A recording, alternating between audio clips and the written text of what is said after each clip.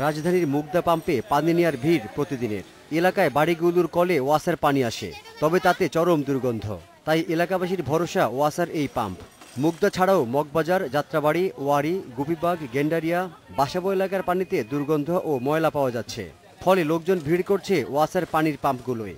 পানি প্রচণ্ড বৃষ্টি, ঘরের পানি খাওয়া যায় না, গোসল করলে শরীর জ্বলে, বিভিন্ন রকমের খুশি পাশে এইসব হয়। এই কারণে আমরা এই ফ্রেশ পানি নিয়ে খাই, রান্না বাড়া করি না।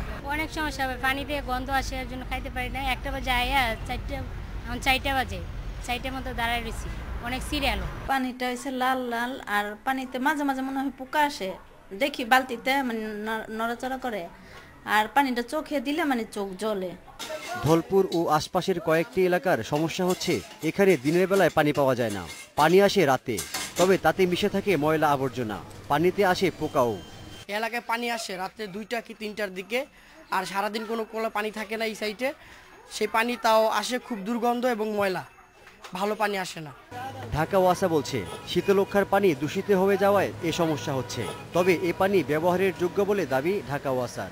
Concentration of pollution too high, যেই কারণে আমাদেরকে এক্সট্রা ক্লোরিনেশন বা ক্লোরিন দিতে হয়, এবং ক্লোরিন দেওয়ার কারণে হয়তো অ্যামোনিয়াটা কমে কিন্তু ঝাঁজটা থেকে যায়, অথবা ঝাঁজটা থাকে না গন্ধটা থেকে যায়। যেই কারণে এখন এই 22% এলাকায় 22% পানিতে আমাদের এই গন্ধ বা ঝাঁজ আপনি পাবেন। গ্রীষ্মকাল চলে গেলে পানির এ সমস্যাও থাকবে না বলে জানান তিনি। Obaidur Rahman, independent news, Dhaka.